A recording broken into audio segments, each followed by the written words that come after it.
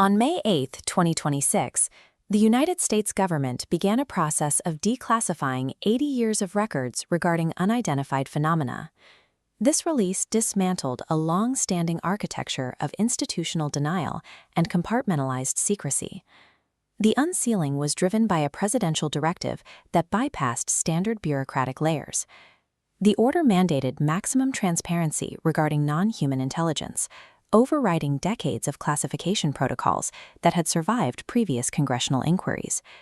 This created PURSUE, the Presidential Unsealing and Reporting System for UAP Encounters.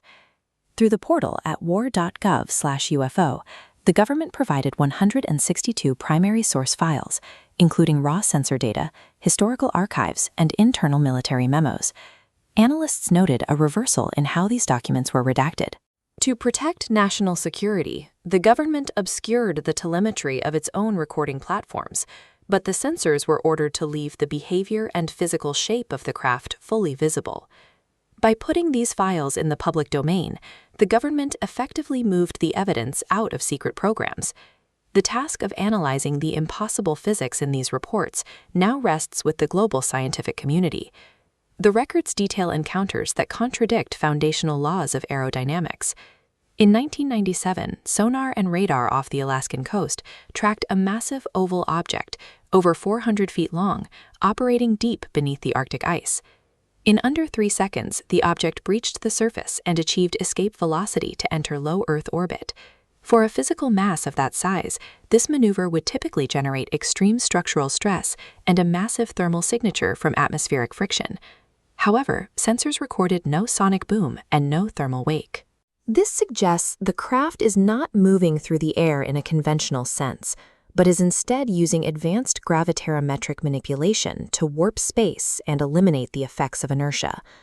The 2019 incident involving the USS Omaha provided similar data on transmedium capability, the ability to operate with equal efficiency in space, the atmosphere, and underwater.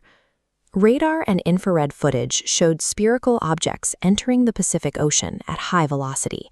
They did not decelerate before impact, and they showed no signs of structural damage as they continued their trajectory beneath the waves.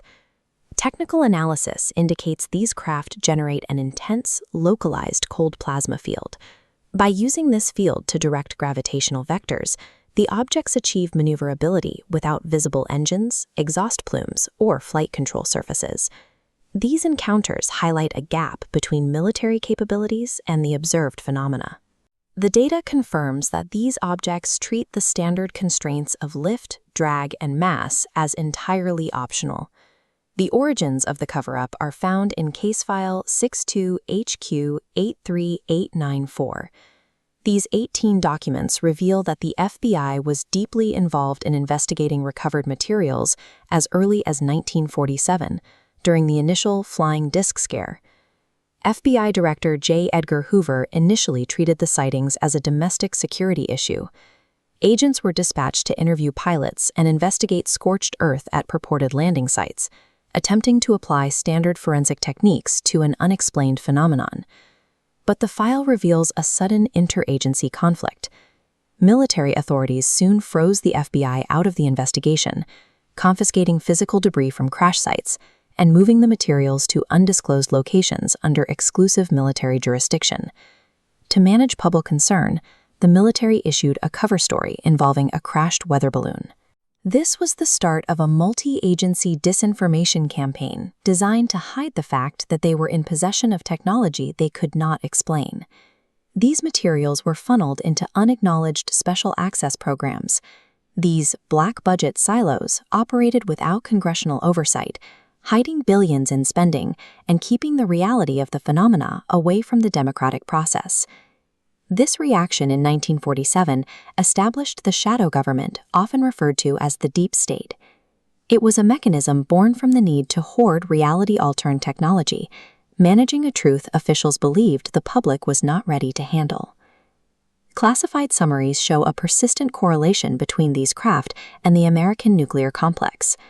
Frequent incursions were recorded over Oak Ridge National Laboratory, with objects appearing drawn to the facilities responsible for isotopic separation. Technical proposals from the era show that scientists at Oak Ridge were already theorizing about non-conventional propulsion. They were evaluating the possibility that the craft were manipulating the strong nuclear force to achieve flight. In the laboratory, technicians analyzed anomalous materials like magnesium and bismuth. They discovered isotopic ratios that do not occur naturally on Earth, suggesting an atomic-level manufacturing process far beyond 1950s capabilities. The fact that their most secure nuclear sites were being monitored by a superior technology induced a specific dread within the Joint Chiefs.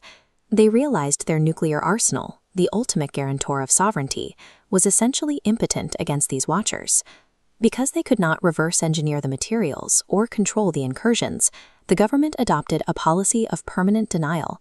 The technology was too advanced to understand, so the official stance became that it simply did not exist.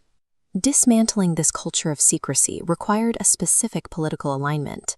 Leaders like Tulsi Gabbard directed a declassification review that focused on releasing the data while protecting modern surveillance methods.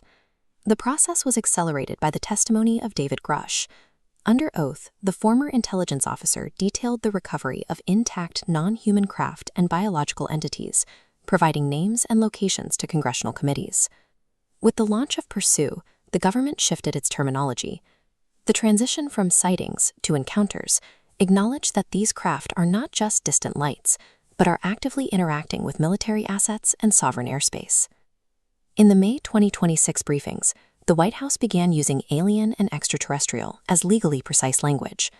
This was a move to legitimize the hypothesis as a subject of serious inquiry, rather than a topic for dismissal. The anthropocentric view of the universe is no longer supported by the official record. Now, physicists and sociologists are left to analyze the sensor data and redefine the human position within a demonstrably